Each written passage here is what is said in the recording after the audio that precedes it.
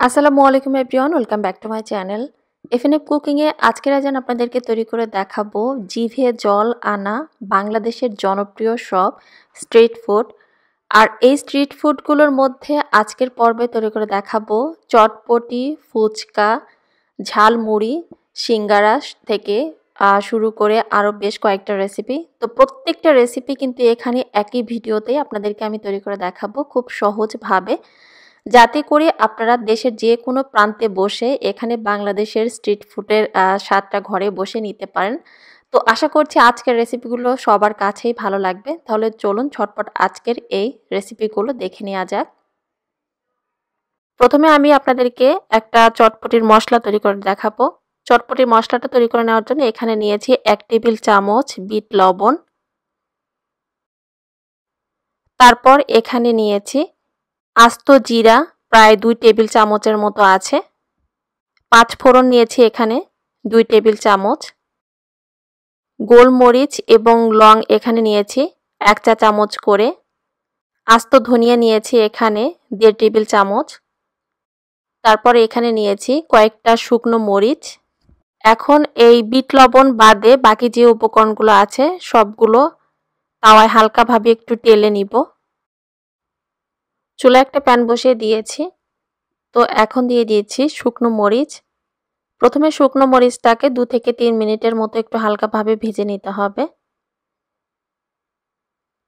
শুকনো মরিচটাকে 2 থেকে 3 মিনিট হালকাভাবে ভেজে নেওয়ার পর এখন বিট লবণ বাদে বাকি যে উপকরণগুলো ছিল সবগুলো উপকরণ এখন এক এক করে দিয়ে দিলাম।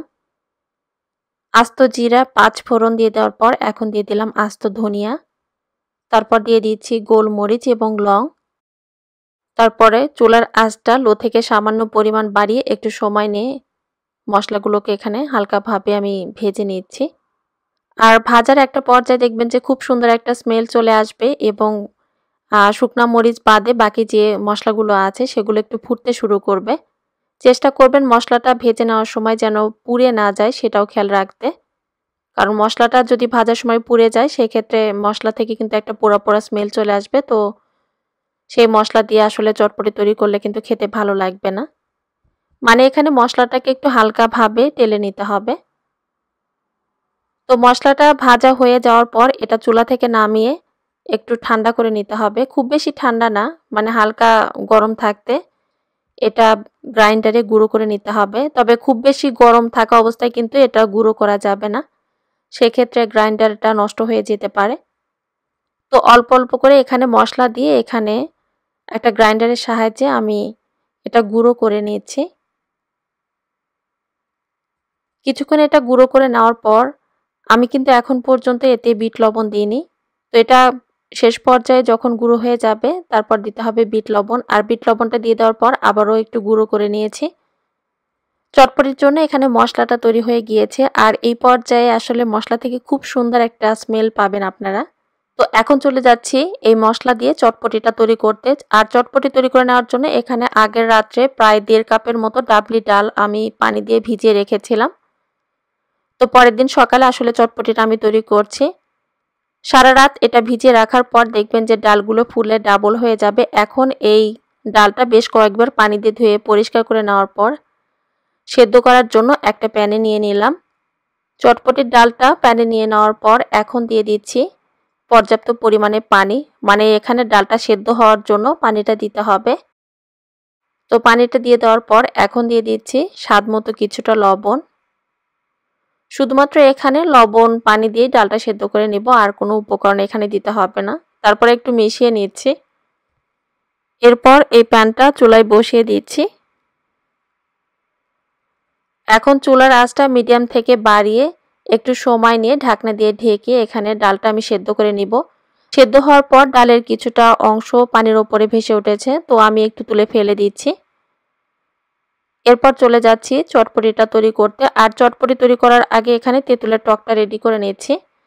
এখানে কিছুটা তেঁতুল পানি দিয়ে আমি ভিজিয়ে রেখেছিলাম, বীজটা ছাড়িয়ে সেই তেঁতুলটা মানে তেঁতুলের কাইটা অন্য একটা বাটিতে নিয়ে নিলাম। তারপর দিয়ে দিচ্ছি এখানে প্রয়োজন মতো পানি।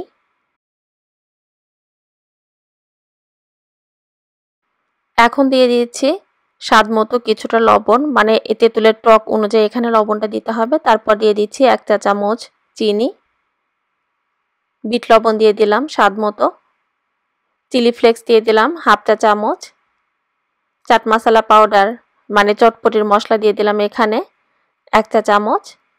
1 চা চামচের থেকে একটু বেশি দিয়েছি। আসলে তেঁতুলের টকটা তৈরি করার সময় আপনারা আপনাদের স্বাদ অনুযায়ী এখানে বাকি উপকরণগুলো দিয়ে এটা মিশিয়ে তৈরি করে নেবেন। আর তেঁতুলের টকটা দেখুন এই পর্যায়ে কিন্তু অনেকটা ঘন আছে,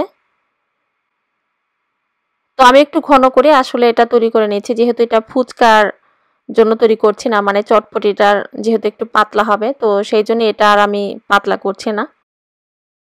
তারপর সেদ্ধ করা ডাল একটা বাটিতে নিয়ে নিলাম।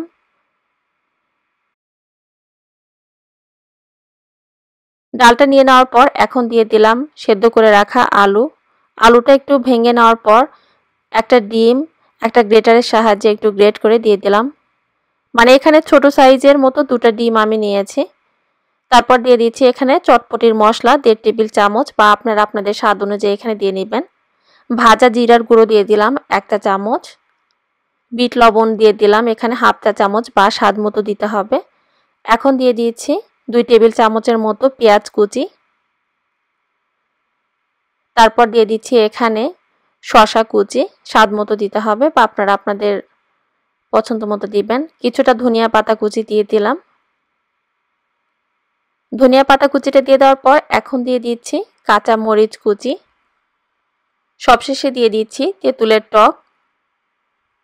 টকটাও এখানে বুঝে দিবেন বা টেস্ট অনুযায়ী দিবেন। তারপর সমস্ত উপকরণ একসঙ্গে ভালোভাবে একটু মেখে নিচ্ছি।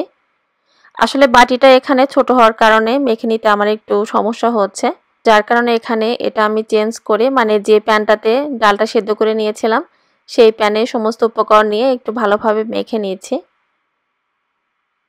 এটা মাখার সময় একটু টেস্ট করে দেখবেন, টেস্ট করার পর লবণ বা অন্যান্য কোনো উপকরণ যদি কম মনে হয় তো সেই হিসেবে দিয়ে এটা একটু ভালোভাবে মেখে নিলে তৈরি হয়ে যাবে মজাদার চটপটি।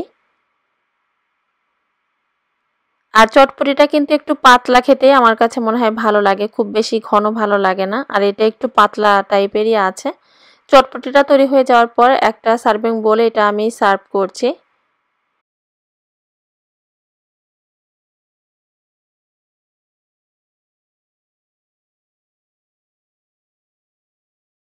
স্বাদ মতো কিছুটা তেঁতুলের টক ওপর দিয়ে দেওয়ার পর চটপটিটা পরিবেশনের জন্য একদম রেডি। প্রথমে ফুচকার জন্য একটা ডো মেখে নিতে হবে, তো দিয়ে দিচ্ছি এখানে 3/4 কাপ সুজি, আর ছোট দানাদার যে সুজিটা আছে আমি সেটা নিয়েছি। তারপর দিয়ে দিচ্ছি এখানে 3/4 কাপ ময়দা। এখন দিয়ে দিচ্ছি সামান্য পরিমাণে বেকিং সোডা, খুবই সামান্য পরিমাণে বেকিং সোডা এখানে দিয়েছি। তারপর শুকনো উপকরণগুলো ভালোভাবে একটু মিশিয়ে নিয়েছি। চেষ্টা করবেন ফুচকাটা এখানে ময়দা দিয়ে তৈরি করে নিতে, আটা না দেওয়াই ভালো, কারণ আটা দিয়ে ফুচকাটা তৈরি করলে অনেক সময় পারফেক্ট হয় না। এরপর নর্মাল তাপমাত্রায় থাকা পানি অল্প অল্প করে দিয়ে একটা ডো মেখে নিচ্ছি।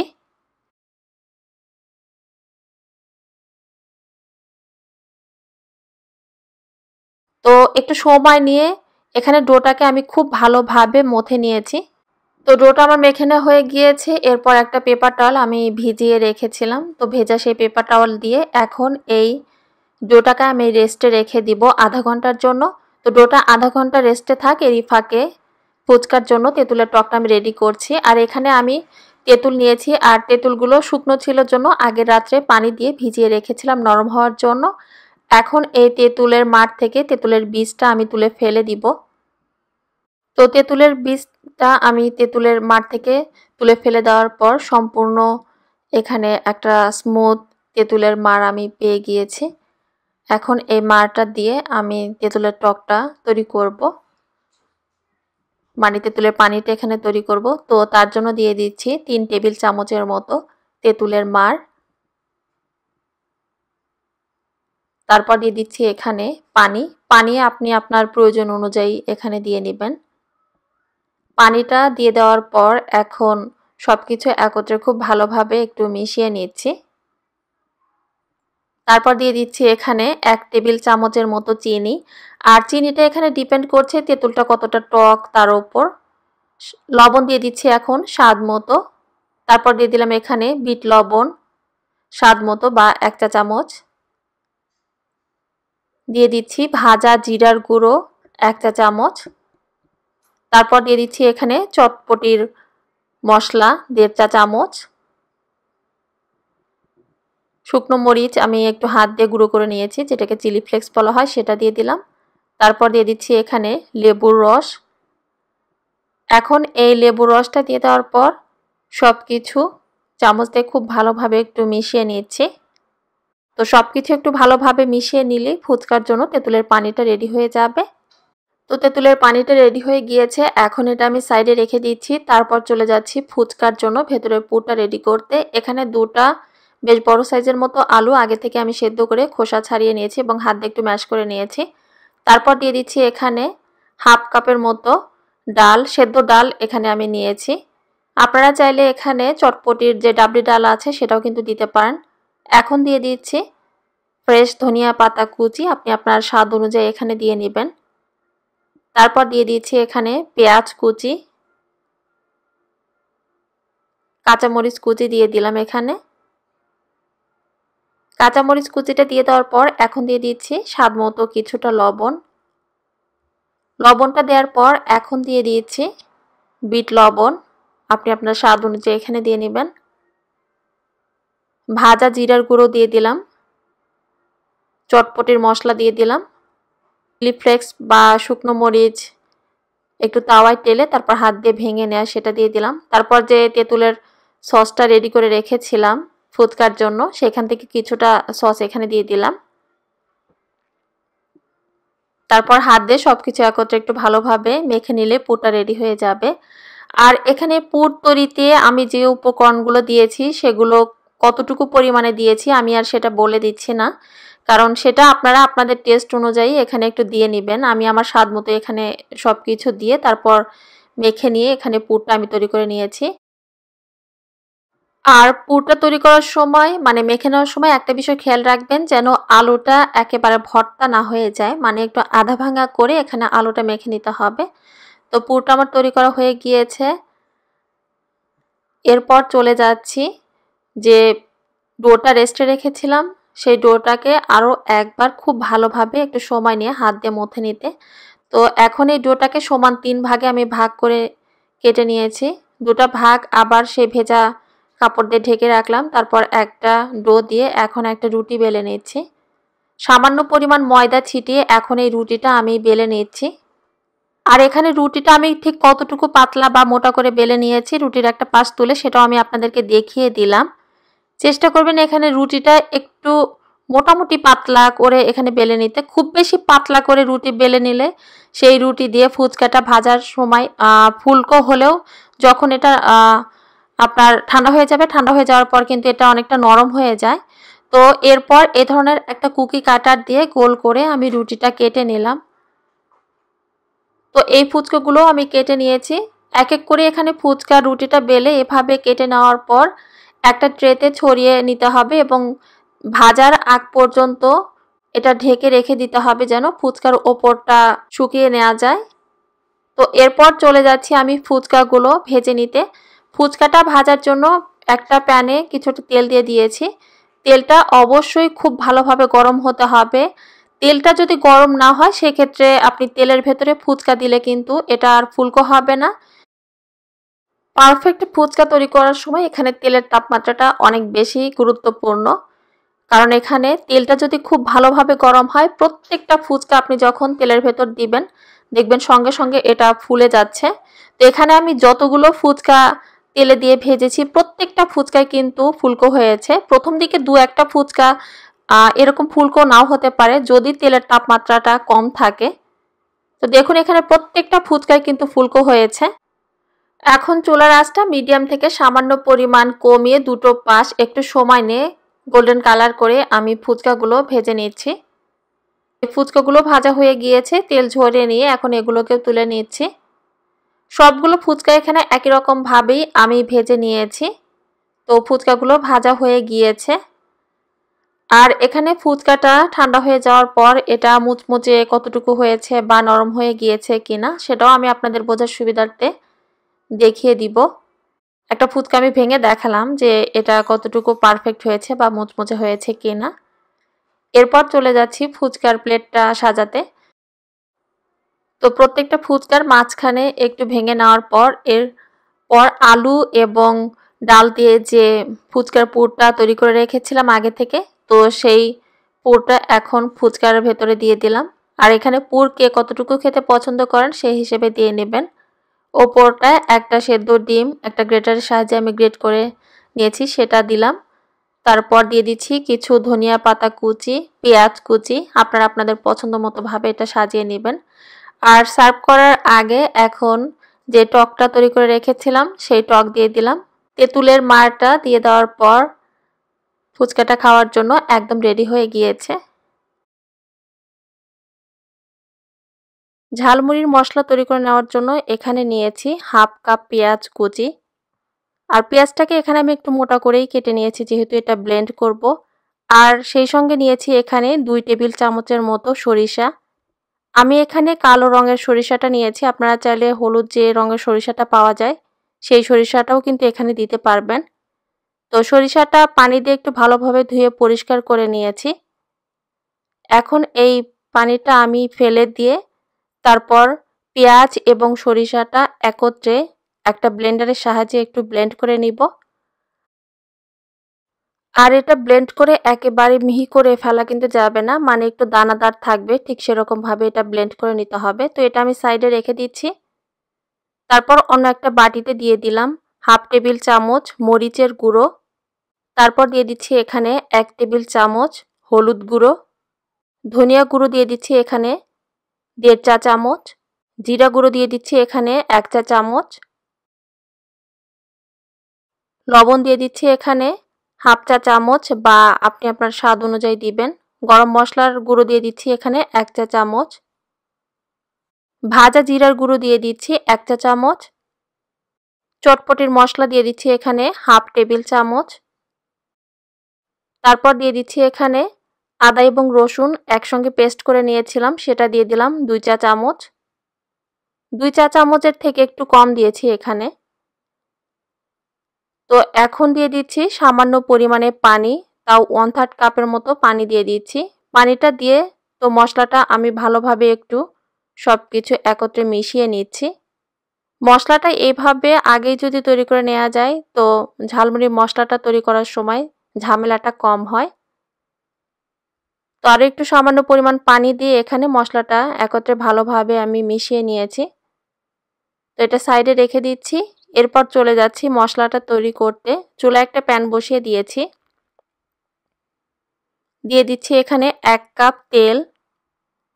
আপনারা চাইলে এখানে সয়াবিন তেলের সঙ্গে সরিষার তেলটাও কিন্তু দিতে পারেন, তবে সম্পূর্ণটা আমি সরিষার তেল না দিয়ে সয়াবিন তেল দিয়ে তৈরি করব মশলাটা। প্রথমে তেলটাকে ভালোভাবে একটু গরম করে নিতে হবে। তেলটা যখন ভালোভাবে গরম হয়ে যাবে তারপর পেঁয়াজ এবং সরিষা যে একসঙ্গে পেস্ট করে রেখেছিলাম সেটা দিয়ে দিলাম।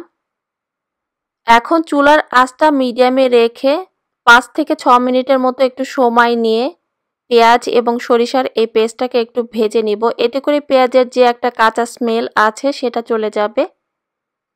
আর চেষ্টা করবেন অনবরত এটা নেড়েচেড়ে দিতে, তা না হলে আবার এটা পুড়ে যেতে পারে এবং নাড়া বন্ধ করলে দেখা যাবে যে পেঁয়াজ এবং সরিষার পেস্টটা একটু দলা বেঁধে যাবে। তো একটু সময় নিয়ে এটা আমি ভেজে নিচ্ছি। ভাজা হয়ে গিয়েছে। এখন দিয়ে দিচ্ছি আগে থেকে যে মশলাটা আমরা পেস্ট করে রেখেছিলাম সেটা। পেস্টটা দিয়ে দেওয়ার পর এখন চুলার আঁচটা মিডিয়াম থেকে সামান্য পরিমাণ কমিয়ে একটু সবকিছু ভালোভাবে মিশিয়ে নিচ্ছি। সবকিছু একত্রে ভালোভাবে মিশিয়ে নেওয়ার পর এই পর্যায়ে চুলার আঁচটা মিডিয়ামে রাখবো এবং মিডিয়াম আঁচে অনবরত নেড়েচেড়ে কিছুক্ষণ সময় নিয়ে এটা ভেজে নিব। মশলাটা আমার প্রায় শেষের দিকে, এটা তৈরি হয়ে গিয়েছে। আর এই পর্যায়ে দেখবেন যে মশলা থেকে খুব সুন্দর একটা স্মেলও পাওয়া যাবে। তো আপনাদের বোঝার সুবিধার্থে এর কনসিস্টেন্সিটা কেমন হবে একটা চামচের সাহায্যে আমি তুলে দেখাচ্ছি। তো ঝালমুড়ি তৈরি করে নেওয়ার জন্য ঝালমুড়ির মশলাটা তৈরি হয়ে গিয়েছে। এখন এটা আমি চুলা থেকে নামিয়ে রেখে দিচ্ছি।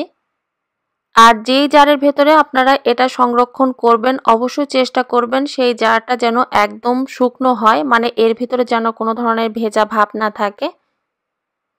এবং অবশ্যই খেয়াল রাখতে হবে যেন মশলাটা একদম ঠান্ডা হয়, মানে এর ভিতরে যেন কোনো ধরনের গরম ভাব না থাকে। কারণ মশলাটা যদি গরম অবস্থায় এটা সংরক্ষণ করেন সেক্ষেত্রে কিন্তু এটা বেশি দিন ভালো থাকবে না, মানে এটা নষ্ট হয়ে যাওয়ার একটা চান্স থাকবে। এরপর চলে যাচ্ছি ঝালমুড়িটা মেখে নিতে। তো ঝালমুড়ি মেখে নেওয়ার জন্য এখানে কিছু উপকরণ নিয়েছি।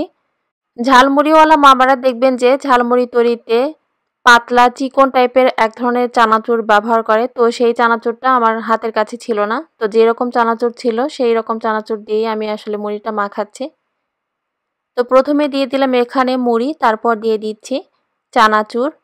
চানাচুরটা দিয়ে দেওয়ার পর এখন এক এক করে দিয়ে দিচ্ছি টমেটো কুচি, শসা কুচি, তারপর দিয়ে দিচ্ছি পেঁয়াজ কুচি, এরপর দিয়ে দিচ্ছি কাঁচা মরিচ কুচি। আর কাঁচা মরিচটা এখানে একটু বুঝে দিবেন, যেহেতু মশলাটা তৈরি করার সময় আমরা ঝাল দিয়েছি। একটু লেবুর রস দিয়ে দিচ্ছি।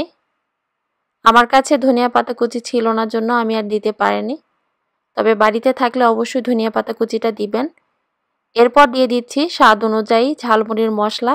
আর ঝালমুড়ি তৈরিতে এখানে কতটুকু উপকরণ কি পরিমাণে দিচ্ছি সেটা আমি আর বলে দিচ্ছি না, এটা আসলে আপনারা আপনাদের টেস্ট অনুযায়ী দিয়ে ঝালমুড়িটা মেখে নেবেন, তাহলে হয়ে যাবে। কৌটার মুখটা বন্ধ করে এটা জাস্ট একটু ঝাঁকিয়ে সমস্ত মশলা মুড়ি একত্রে একটু মিশিয়ে নিলেই তৈরি হয়ে যাবে মজাদার ঝালমুড়ি। সিঙ্গারার জন্য প্রথমে একটা ডো মেখে নিতে হবে। দিয়ে দিচ্ছি এখানে 1 কাপ আটা। এখানে আমি আটা দিয়ে আজকের সিঙ্গারাটা আপনাদের তৈরি করে দেখাচ্ছি। আপনারা চাইলে কিন্তু এখানে আটার পরিবর্তে ময়দা দিয়েও একই রকমভাবে এখানে সিঙ্গারাগুলো তৈরি করে নিতে পারবেন। সামান্য পরিমাণে দিয়ে দিলাম এখানে কালি জিরা, তারপর দিয়ে দিচ্ছি এখানে স্বাদ মতো কিছুটা লবণ। লবণটা দিয়ে দেওয়ার পর এখন শুকনো উপকরণগুলোকে একটু ভালোভাবে মিশিয়ে নিচ্ছি। কালি জিরাটা দেওয়াটা টোটালি অপশনাল, আপনারা চাইলে দিতেও পারেন, আবার না চাইলে এটা বাদও দিতে পারেন। এখন দিয়ে দিচ্ছি 1 টেবিল চামচ তেল। তেলটা দিয়ে দেওয়ার পর এখন সব কিছু আবারও খুব ভালোভাবে একটু মেখে নিচ্ছি। আর চেষ্টা করবেন এখানে তেলটা খুব ভালোভাবে ময়দার সঙ্গে ভালোভাবে মিশিয়ে নিতে, কারণ এটা খুব ভালোভাবে মিশিয়ে নিতে হবে। কিছুক্ষণ এটা মিশে নেওয়ার পর যখন এটা মুষ্টিবদ্ধ করলে দেখবেন যে এটা দলা বেঁধে যাচ্ছে, আবার চাপ দিলে খুব সহজে এটা ভেঙে যাচ্ছে, তখন বুঝতে হবে যে তেলটা ময়দার সঙ্গে ভালোভাবে মিশে গেছে। এখন দিয়ে দিচ্ছি নর্মাল তাপমাত্রায় থাকা পানি। অল্প অল্প করে পানি দিয়ে এখানে একটা সিঙ্গারার জন্য ডো মেখে নিতে হবে। আর এই ডোটা খুব বেশি শক্তও হবে না, আবার একেবারে নরমও হবে না, তবে ডোটা একটু টাইট করে এখানে মেখে নিলে হবে কি, যখন এটা সিঙ্গারার শেপ দেওয়া যাবে তো সিঙ্গারার ভাঁজগুলো আসলে খুব সুন্দরভাবে বোঝা যায়, মানে ভাঁজগুলো দিতে সুবিধা হয়, সেই জন্য এখানে ডোটাকে একটু শক্ত করেই মেখে নিতে হয়। তো একটু সময় নিয়ে এখানে সিঙ্গারার জন্য ডোটা আমি খুব ভালোভাবে মথে নিয়েছি।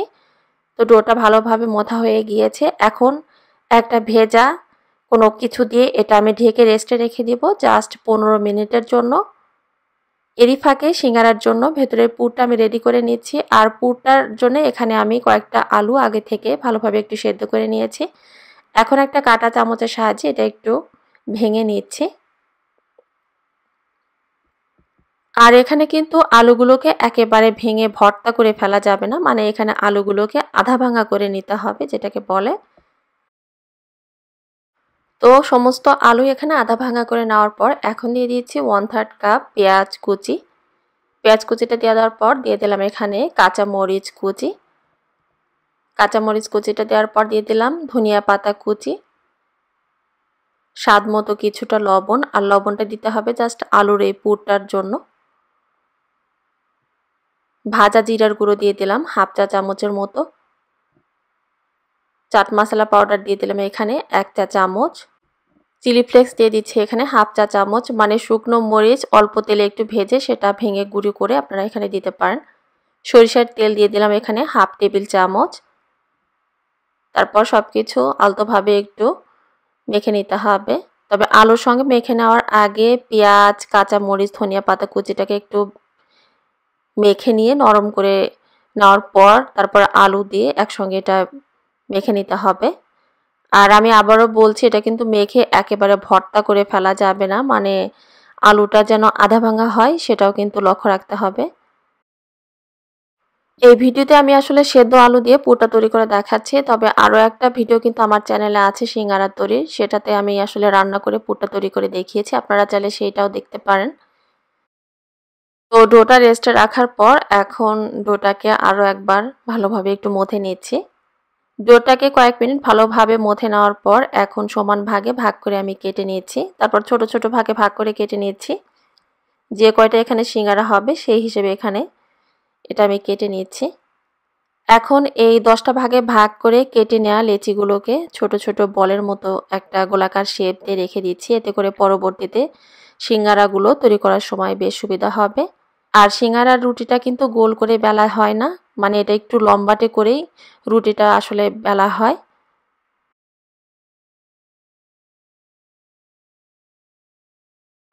তো রুটিটা আমার বেলা হয়ে গিয়েছে, সাইড থেকে তুলে আমি দেখিয়ে দিলাম কতটুকু পাতলা করে এখানে রুটিটা বেলতে হবে। এরপর রুটিটা মাঝখান থেকে কেটে দুভাগে ভাগ করে নিচ্ছি। তারপর এখানে সিঙ্গারাটা আমি তৈরি করে দেখাচ্ছি। আর সিঙ্গারার ভাঁজগুলো যেন খুলে না যায় সেজন্য অন্য একটা বাটিতে আমি সামান্য পরিমাণে পানি নিয়েছি। এখন আপনাদেরকে একটা সিঙ্গারা আমি তৈরি করে দেখাচ্ছি। আর সিঙ্গারার ভাঁজটা আমি আসলে ঠিক কিভাবে দিচ্ছি ওইভাবে বলে বোঝানো সম্ভব না, আপনারা যদি একটু লক্ষ্য করে দেখেন তাহলে বুঝতে পারবেন।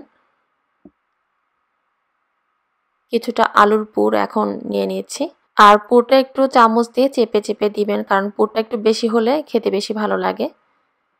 সিঙ্গারার ভাঁজগুলো যেন খুলে না যায় সেজন্য আমি পানি লাগিয়ে নিচ্ছি। তারপরে এখানে সিঙ্গারার ভাঁজটা দিয়ে নিচ্ছি। তো এই সিঙ্গারাটা আমার ভাঁজ দেওয়া হয়ে গিয়েছে, মানে সিঙ্গারাটা তৈরি করা হয়ে গিয়েছে। খুব সুন্দর একটা মিনি সিঙ্গারা তৈরি হয়ে গেল। তো এইভাবে বাকি সবগুলো সিঙ্গারা আমি একই রকমভাবে তৈরি করে নিয়েছি।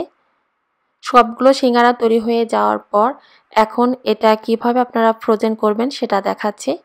তো এইরকম একটা বাটিতে আমি সিঙ্গারাগুলো তৈরি হয়ে নেওয়ার পর বাটিতে নিয়ে নিচ্ছি, আর বাটির ভেতরে এখানে সামান্য পরিমাণে ময়দা ছিটিয়ে রেখেছি যেন এটা ডিপ ফ্রিজে রাখলে আর সিঙ্গারাটা বাটির সঙ্গে লেগে না থাকে। তারপর একটু জায়গা ফাঁকা রেখে এখানে সিঙ্গারাগুলো বাটিতে নিয়ে নেওয়ার পর এখন ওপরটা একটা প্লাস্টিক র্যাপার বা অন্য কোনো কিছু দিয়ে ঢেকে এটা ডিপ ফ্রিজে রাখতে হবে যতক্ষণ না পর্যন্ত সিঙ্গারার গাটা একটু শক্ত হয়ে যায়। তো সিঙ্গারার গাটা যখন শক্ত হয়ে যাবে তারপরে এটা ডিপ ফ্রিজ থেকে বের করে একটা জিপলক ব্যাগ অথবা এয়ারটাইট বক্সের ভেতরে ভরে এটা আপনারা 2 থেকে 3 মাস বা তারও বেশি সময়ের জন্য ডিপ ফ্রিজে সংরক্ষণ করে খেতে পারবেন। এখন আপনাদেরকে এক এক করে আমি সিঙ্গারাগুলো ভেজে দেখাচ্ছি। সিঙ্গারা ভাজার জন্য চুলায় একটা প্যানে পর্যাপ্ত পরিমাণে তেল দিয়ে সেটা ভালোভাবে গরম করে নিয়েছি। তেলটা গরম হয়ে যাওয়ার পর এখন এক এক করে সিঙ্গারা তেলে দিয়ে দিয়েছি। তেলটা কিন্তু খুব বেশি গরম হওয়া যাবে না, কারণ খুব বেশি গরম তেলে সিঙ্গারা দিলে সিঙ্গারা ভাজার পর সিঙ্গারার গাটা অত বেশি স্মুথ হয় না, মানে সিঙ্গারার গায়ে দেখা যায় যে একটা বাবলের মতো ক্রিয়েট হয়। এখন চুলার আঁচটা মিডিয়াম থেকে সামান্য পরিমাণ কমিয়ে একটু সময় নিয়ে উল্টে পাল্টে সিঙ্গারার দুটো পাশ আমি গোল্ডেন কালার করে ভেজে নিচ্ছি।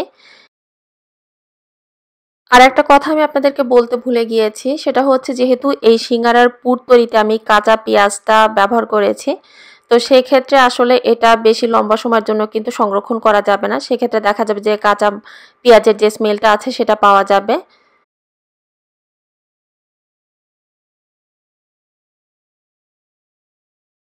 সবগুলো সিঙ্গারা এখানে চুলার আঁচটা কমিয়ে একটু লম্বা সময়ের জন্য ভালোভাবে ভেজে নিয়েছি। সিঙ্গারাগুলো ভাজা হয়ে গিয়েছে, তেল ঝরিয়ে নিয়ে এখন সিঙ্গারাগুলোকে আমি রেখে দিচ্ছি। তারপর বাকি যে সিঙ্গারাগুলো আছে সবগুলো এখানে আমি একই রকমভাবে ভেজে নিব। প্রায় সবগুলো সিঙ্গারা এখানে একই রকমভাবে আমি ভেজে নিয়েছি। সিঙ্গারাগুলো ভাজা হয়ে গিয়েছে, খুব সুন্দর একটা কালারও চলে এসেছে। বেগুনির জন্য প্রথমে একটা ব্যাটার তৈরি করে নিতে হবে। এখানে একটা মিক্সিং বোল নিয়ে নিয়েছি। এরপর দিয়ে দিচ্ছি 1 কাপ বেসন। এই বেগুনি তৈরিতে সরাসরি বাজার থেকে যে বেসনগুলো কিনতে পাওয়া যায় আমি সেটা ইউজ করেছি। প্রথমে 1 কাপ বেসন নিয়ে নেওয়ার পর একটা চালনির সাহায্যে একটু চেলে নিচ্ছি। আর বেসনটা চালনির সাহায্যে চেলে নেওয়ার কারণে ব্যাটারটা অনেক বেশি স্মুথ হয়। তো ইতিমধ্যে বেসনটা আমি চালনির সাহায্যে চেলে নিয়েছি। এরপর দিয়ে দিচ্ছি 2 টেবিল স্পুন চালের গুঁড়ো। এই চালের গুঁড়োটা দেওয়ার কারণে বেগুনির বাইরের অংশটা অনেক বেশি মুচমুচে হয়, সেই জন্য দিয়েছি। দিয়ে দিচ্ছি স্বাদমতো লবণ এবং 1 টিস্পুন বেকিং পাউডার।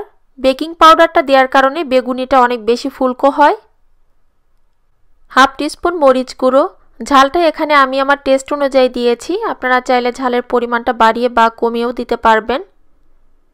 1/4 টিস্পুন হলুদ গুঁড়ো, হাফ টিস্পুন আদা এবং রসুনের পেস্ট এবং 1 টিস্পুনের থেকে সামান্য পরিমাণে কম আছে এখানে জিরা গুঁড়ো। এখন এই সমস্ত উপকরণ একটু মিশিয়ে নিচ্ছি। তারপর রুম টেম্পারেচারে থাকা পানি অল্প অল্প করে দিয়ে এখন ব্যাটারটা তৈরি করে নিতে হবে। একসঙ্গে বেশি পানি না দিয়ে চেষ্টা করবেন অল্প অল্প করে পানি অ্যাড করে ব্যাটারটা তৈরি করে নিতে, এতে করে ব্যাটারের কনসিস্টেন্সিটা একটু ভালোভাবে বোঝা যায়। ব্যাটারটা তৈরি করার সময় একটা বিষয় একটু খেয়াল রাখবেন, ব্যাটারের ভেতরে যেন কোনো ধরনের কোনো লাম্পস না থাকে। যতটা সম্ভব স্মুথলি ব্যাটারটা তৈরি করে নিতে হবে। আর যখন দেখবেন যে বেসনটা পুরো পানির সঙ্গে একদম মিশে গিয়েছে, ঠিক এই পর্যায়ে এসে একটু সময় নিয়ে এটাকে ভালোভাবে একটু মিশিয়ে নিতে হবে। এই ব্যাটারটা যতটা ভালোভাবে মেশানো হবে বেগুনিটা কিন্তু তত বেশি ফুলকো হবে এবং মুচমুচে হবে। তো ব্যাটারটা তৈরি হয়ে গিয়েছে, আর ব্যাটারের কনসিস্টেন্সিটা এখানে কেমন হবে সেটা একটু দেখাচ্ছি।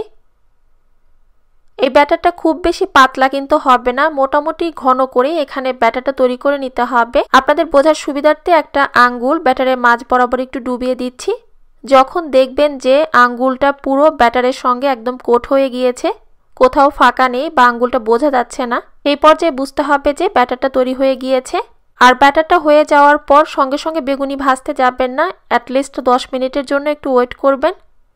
এর ভেতরে ব্যাটারটা আরও একটু ঘন হয়ে যাবে। বেগুনটা কেটে নেওয়ার পর সঙ্গে সঙ্গে সেটা পানিতে ভিজিয়ে রাখতে হবে, তা না হলে বেগুনটা কালচে হয়ে যাবে। সবগুলো বেগুন কেটে নেওয়ার পর পানি দিয়ে ভালোভাবে ধুয়ে পরিষ্কার করে নেওয়ার পর একেবারে পানি ছড়িয়ে নিতে হবে। তো ইতিমধ্যে বেগুনটা ধুয়ে নেওয়ার পর ভালোভাবে পানি ছড়িয়ে নিয়েছি। তারপর দিয়ে দিচ্ছি সামান্য পরিমাণে লবণ। লবণ দিয়ে দেওয়ার পর বেগুনের এপাশ ওপাশ ভালোভাবে লবণের সঙ্গে মেখে নিতে হবে। তো লবণটার সঙ্গে বেগুনটা ভালোভাবে মেখে নিয়েছি। এরপর এক এক করে আপনাদেরকে বেগুনিটা ভেজে দেখাচ্ছি। চুলায় একটা প্যান বসিয়ে দিয়েছি, তারপর দিয়ে দিচ্ছি তেল। তেলটা দিয়ে দেওয়ার পর চুলার আঁচটা বাড়িয়ে প্রথমে তেলটাকে একটু ভালোভাবে গরম করে নিতে হবে। আবার তেলটা যেন অতিরিক্ত গরম না হয় সেটাও একটু খেয়াল রাখতে হবে। অতিরিক্ত গরম তেলে বেগুনি ভাজতে গেলে বেগুনিটা কিন্তু ফুলতে চায় না। এখন এক এক করে বেগুনগুলো বেসনের গোলার সঙ্গে এপাশ ওপাশ গড়িয়ে তারপর তেলে ছেড়ে দিচ্ছি।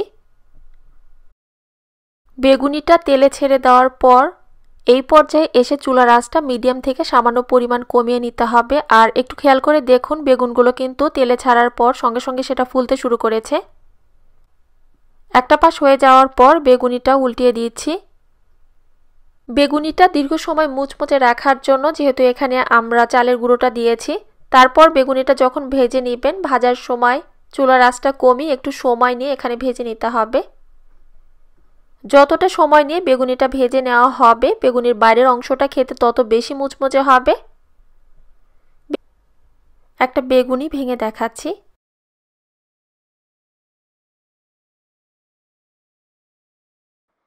একটা মিক্সিং বোলের ভেতরে দিয়ে দিচ্ছি 2 কাপ পরিমাণে ময়দা। ময়দার পরিবর্তে আপনি চাইলে এখানে আটাও কিন্তু দিতে পারেন। লবণ দিয়ে দিচ্ছি হাফ চা চামচ। 1 চা চামচ চিনি দিয়ে দিলাম। চিনি দিলে না আলু পরোটার টেস্টটা অনেকটা বেড়ে যায়। 2 টেবিল চামচ তেল দিয়ে দিলাম, যেহেতু এখানে 2 কাপ ময়দা নিয়েছি। এখন শুকনো উপকরণগুলোকে খুব ভালোভাবে একটু মিশিয়ে নিতে হবে। এরপর নরমাল তাপমাত্রায় থাকা পানি অল্প অল্প করে দিয়ে একটা ডো মেখে নিচ্ছি। আর এখানে পারফেক্ট আলু পরোটা তৈরি করার জন্য আপনাদেরকে একটা টিপস দিয়ে রাখছি, সেটা হচ্ছে এখানে যে ডোটা আপনারা তৈরি করে নেবেন রেগুলার রুটি বা পরোটার জন্য আমরা ঠিক যেরকমভাবে ডোটা তৈরি করে নিই সেই ডো থেকে কিন্তু এই ডোটাকে একটু নরম করে মেখে নিতে হবে। তাহলে দেখা যাবে যে এর ভেতরে পুরটা দিয়ে আলু পরোটাটা ভাজার সময় এটা অনেক বেশি ফুলকো হবে এবং ফেটে গিয়ে যে ভেতরের পুরটা আছে সেটাও কিন্তু বের হবে না। ঢাকনা দিয়ে ঢেকে জাস্ট 15 মিনিটের জন্য একটু সাইডে রেখে দিলাম। এরই ফাঁকে আলু পরোটার পুরটা আমি তৈরি করে নিব। আগে থেকে এখানে বেশ বড় সাইজের মতো ২ টো আলু আমি সেদ্ধ করে নিয়েছি। এখন একটা গ্রেটারের সাহায্যে আলুটাকে একটু গ্রেট করে নিচ্ছি। তো এখানে আলুটাকে খুব ভালোভাবে গ্রেটারের সাহায্যে আমি গ্রেট করে নিয়েছি। ২ টা কাঁচা মরিচ কুচি দিয়ে দিলাম। চিলি ফ্লেক্স দিয়ে দিলাম 1/2 চা চামচ। ভাজা জিরার গুঁড়ো 1/2 চা চামচ। পেঁয়াজের বেরেস্তা 1/4 কাপ। ফ্রেশ ধনিয়া পাতা কুচি 3 টেবিল চামচ। লবণ দিয়ে দিচ্ছি স্বাদ মতো। তারপরে প্রথমে পেঁয়াজ, ধনিয়া পাতা এবং শুকনো মরিচ, কাঁচামরিচ যা দিয়েছি সব একত্রে খুব ভালোভাবে একটু মেখে নরম হয়ে যাওয়ার পরে আলুর সঙ্গে একত্রে সবকিছু খুব ভালোভাবে মেখে নিতে হবে। এর স্বাদটা আরেকটু বাড়ানোর জন্য আপনি কিন্তু চাইলে এখানে সামান্য পরিমাণে সরিষার তেল দিতে পারেন, তাহলে কিন্তু খেতে আরও বেশি ভালো লাগে। তো এখানে আমি সরিষার তেলটা না দিয়ে ঘি দিয়ে দিচ্ছি। ঘি দিলে হবে কি, মানে এত সুন্দর একটা ফ্লেভার বের হবে পরোটাটা তৈরি হয়ে যাওয়ার পর। তো আপনি চাইলে এখানে পুরটা তৈরি করার সময় একটু ঘি দিবেন এবং যদি পারেন যখন আপনি পরোটাটা ভাজবেন, ভাজার সময়ও তেলের সঙ্গে একটু সামান্য পরিমাণে ঘি দিবেন, তাহলে দেখবেন স্বাদটা বহুগুণে বেড়ে যাবে। আর যেমনটা বলেছিলাম এখানে ডোটাকে কিন্তু একটু নরম করে মেখে নিতে হবে। তো 15 মিনিট রেস্টে রাখার কারণে কিন্তু ডোটা আরেকটু নরম হয়ে এসেছে। এখন ছোট ছোট লেচি কেটে একটা বোলের ভেতরে এই লেচিগুলো ঢেকে রেখে দিব, যাতে করে এর উপরটা ড্রাই না হয়ে যায়। এরপর একটা পরোটা আপনাদেরকে আমি বেলে এর ভেতরে পুরটা ভরে দেখাচ্ছি। সামান্য পরিমাণে ময়দা ছিটিয়ে এখন রুটিটা আমি বেলে নিচ্ছি। এরপর দিয়ে দিচ্ছি রুটির মাঝ বরাবরে পুরটা। পুরটা দিয়ে দেওয়ার পর এখন চারদিক থেকে রুটিটা টেনে টেনে এর মুখটা বন্ধ করে দিতে হবে। এইভাবে প্রত্যেকটা ডোয়ের ভেতরে পুরটা ভরে নেওয়ার পরে এগুলোকে আমি ঢাকনা দিয়ে ঢেকে আবারও 10 মিনিটের জন্য একটু রেস্টে রেখে দিব। এই যে 10 মিনিটের জন্য আমি এটা রেস্টে রেখে দিচ্ছি, 10 মিনিটের কারণে দেখবেন যে এর ভেতরে যে পুরটা আছে সেটা সেট হয়ে যাবে এবং রুটিটা আরও একটু নরম হয়ে যাবে। যার কারণে 10 মিনিট পর যখন এটা আপনারা বেলতে যাবেন দেখবেন যে এটা ফেটে যাবে না এবং ভেতরের পুরটাও বের হয়ে যাবে না। এই টিপসটাও কিন্তু অবশ্যই আপনাকে ফলো করতে হবে যদি আপনি পারফেক্ট ফুলকো আলু পরোটা তৈরি করে নিতে চান। তো 10 মিনিট এটা রেস্টে রাখার পরে এখন এই ডোটা দিয়ে আপনাদেরকে পরোটাটা আমি বেলে দেখাচ্ছি। তো প্রথমে হাত দিয়ে একটু চেপে চেপে পুরটা চারিদিকে একটু সমান করে নিতে হবে, মানে রুটির ভেতরটা চারিদিকে যেন পুরটা সমানভাবে যায়, সেই জন্য এটা করতে হবে। এখন সামান্য পরিমাণে ময়দা দিয়ে আমি রুটিটা বেলে দেখাচ্ছি। আর অবশ্যই চেষ্টা করবেন এখানে রুটিটা বেলার সময় একটু আলতো হাতে বেলে নিতে, কারণ খুব বেশি চাপাচাপি বা শক্ত হাতে এটা বেলতে যাবেন না, তাহলে কিন্তু ভেতরের পুরটা বের হয়ে যেতে পারে। তো আলতোভাবে এখানে রুটিটাকে আমি সমান তালে বেলে নিচ্ছি, যাতে করে রুটির কোথাও মোটা বা পাতলা না হয়। তো রুটিটা আমার বেলা হয়ে গিয়েছে। এখন চলে যাচ্ছি পরোটাটা আপনাদেরকে ভেজে দেখাতে। দেখুন মানে একটু লক্ষ্য করে দেখুন যে রুটির ভেতরে যে পুরটা আছে সেটা কিন্তু একটু বোঝাও যাচ্ছে। প্যানটা ভালোভাবে একটু গরম হয়ে যাওয়ার পরে রুটিটা দিয়ে দিলাম। একটা পাশ যখন একটু হালকাভাবে হয়ে যাবে তারপরে এখন এটা আমি উল্টিয়ে দিলাম। যখন এটা ফুলতে শুরু করবে আলতোভাবে একটু স্প্যাচুলা দিয়ে একটু চেপে দিবেন, তাহলে দেখবেন যে এটা সঙ্গে সঙ্গে আরও বেশি ফুলকো হচ্ছে। তো আবারও আমি এটাকে একটু উল্টিয়ে দিলাম। তারপরে দিয়ে দিচ্ছি এখানে বাটার। আপনি চাইলে এখানে বাটারের পরিবর্তে ঘিও দিতে পারেন, অথবা এখানে চাইলে সয়াবিন তেলও কিন্তু দিতে পারবেন। আর আস্তে আস্তে করে কিন্তু দেখুন রুটিটা কিন্তু একদম ফুলে বলের মতো হয়ে যাচ্ছে। যে টিপসগুলো আসলে আলু পরোটা তৈরিতে আপনাদের সঙ্গে আমি শেয়ার করেছি, এই টিপসগুলো যদি আপনি হুবহু ফলো করেন আপনি কোনো দিনও আলু পরোটা তৈরি করতে ব্যর্থ হবেন না এবং প্রত্যেকটা আলু পরোটা দেখবেন যে এরকম বলের মতো করে ফুলছে। তো রুটির চারদিকে একটু চেপে চেপে আমি ভেজে নিচ্ছি, যাতে করে কোথাও কাঁচা না থাকে। এখন এটা আমি তুলে নিচ্ছি। তো পরোটাটা আমার ভাজা হয়ে গিয়েছে। পরোটাটা তৈরি হয়ে যাওয়ার পর সাইড থেকে একটু কেটে দেখাচ্ছি। আর দেখুন মানে পুরটা কিন্তু একদম রুটির পুরোটা অংশ জুড়ে আছে।